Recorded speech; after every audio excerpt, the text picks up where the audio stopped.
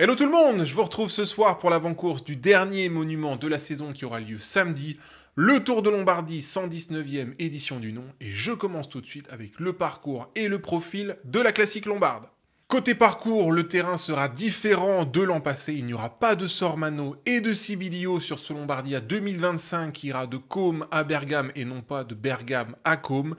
Et de fait, les routes qu'emprunteront les coureurs samedi seront donc celles du Lombardia de 2023 pour un total de 241 km et 4800 mètres de D+. Dans le détail du profil, les coureurs s'élanceront donc de Côme pour aller chercher la Madonna del Gisalo au kilomètre 40. Ensuite, aux alentours du kilomètre 100, ce sera l'ascension de Roncola avec ses 9 km 400 à 6,6% de moyenne. Puis, courte bosse de Berbeno avec son sommet au kilomètre 132.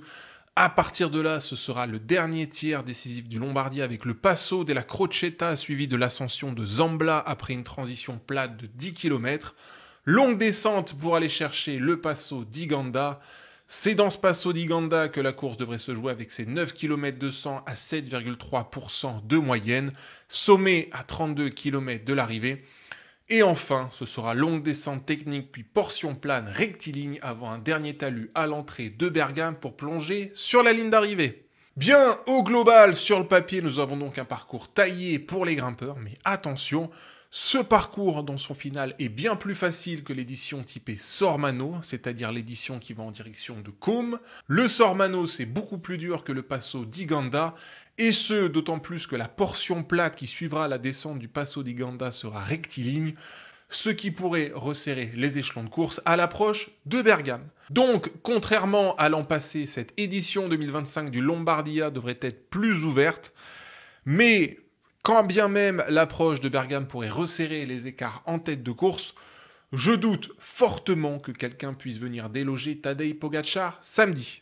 Il est quadruple tenant du titre du Lombardia avec 4 victoires en 4 participations. Il s'est déjà imposé à 2 reprises sur le parcours que nous aurons demain, en 2021 et en 2023.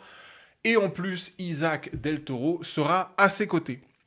Bref, j'y reviendrai dans la rubrique favori dans un instant. Mais si le parcours est encore une fois plus ouvert cette année comparativement à l'an passé, le parcours restera quand même à l'avantage de Pogačar. Et de toute façon, tous les parcours sont à l'avantage de Pogačar. Voilà. Alors, avant de rentrer plus en détail sur le cas de Tadej Pogačar, petit détour par la météo de demain, les coureurs s'élanceront à 11 h pour arriver aux alentours de 17 h. La température sera très clémente sur ce créneau-là avec 21 degrés en milieu de journée. Côté précipitation, il n'y aura rien à déclarer, même s'il y aura un léger risque de pluie à l'approche de Bergame. Cependant, pas de quoi remettre en question la course, sauf s'il pleut dans la descente du Passo di Ganda, mais je crois pas que ça aura un impact majeur. Et enfin, côté vent, il n'y aura rien là non plus de décisif. Il sera tournoyant et sous 5 km/h, et même s'il sera attendu de 3 quarts face dans la dernière portion rectiligne à l'approche de Bergame, ça ne devrait pas changer grand-chose parce qu'encore une fois, il ne soufflera pas assez fort. Donc en clair, les conditions météorologiques n'auront pas un impact important sur le Lombardia de demain. Je peux donc passer à la rubrique favori et outsider. Côté favori, bien évidemment, un bonhomme sort très largement du lot. Je vous dirais même que sa défaite samedi serait une énorme surprise. Tadej Pogačar s'avance avec une pancarte aussi grande que la planète. Il y a quasiment 0 chance pour l'adversité de défaire le numéro 1 mondial. Voilà 2 ans que Pogačar est dans son monde et surclasse toutes les courses sur lesquelles il s'aligne. Plus récemment, cette domination, elle s'est encore accentuée avec ses 2 solos aux mondiaux et aux Europes, devant Remco Evenepoel déjà inouï à son niveau. Et en plus, son équipe UAE sera de très très loin la plus forte du plateau demain. Et cette équipe UAE sera peut-être même la meilleure équipe jamais alignée au départ du Lombardia au XXIe siècle. Jugez plutôt, Rafał Majka qui fera ses adieux au monde professionnel et Domen Novak seront les coureurs les moins cotés du roster UAE et on parle déjà là d'excellents grimpeurs.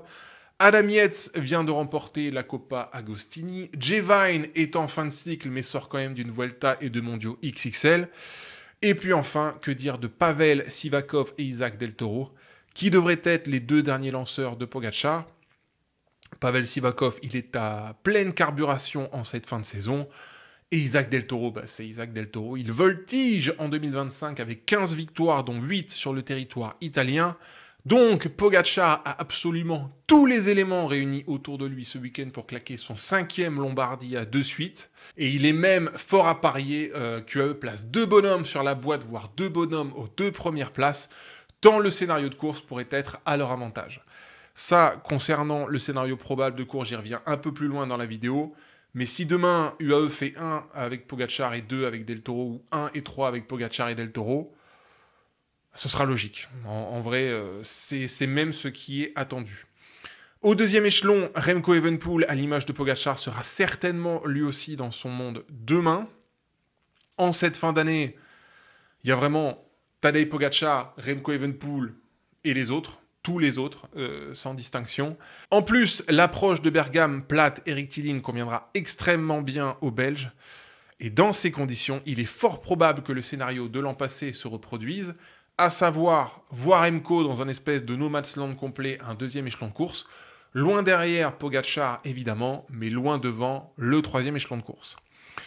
A noter également que Soudal pourra compter sur Junior Le Serre, Gianmarco Garofoli et Mikel Landa pour épauler Remco Evenepoel. Donc ça devrait largement aller pour le Belge parce que je doute qu'il soit esselé avant la dernière ascension du Passo di Ganda. Et enfin, après Pogacar et Remco, et bien alors là, vous avez un nombre d'outsiders extrêmement conséquent, tant la start list de ce Lombardia est hyper alléchante. Jugez plutôt, chez Bahreïn, Lenny Martinez et Afonso Eulalio seront à suivre. Chez Decathlon, Nicolas Prodhomme, Léo Bizio et surtout Paul Sexas seront de la partie. J'ai très hâte de voir la perf que va nous sortir Paul Sexas après sa médaille de bronze aux Europes. Chez IF, attention à la doublette Richard Carapaz-Ben Illy.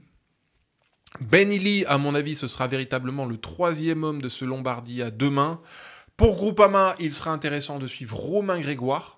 Non pas que j'attends un gros résultat de Romain. Le Lombardia, ça devrait être trop dur pour lui. Mais il sera quand même à observer pour la suite de sa carrière. Ça peut être très intéressant de voir ce que peut donner Romain Grégoire sur ce type de parcours. Chez Ineos, je dis attention à Egan Bernal. Chez Intermarché, je garderai un œil sur Louis Barré.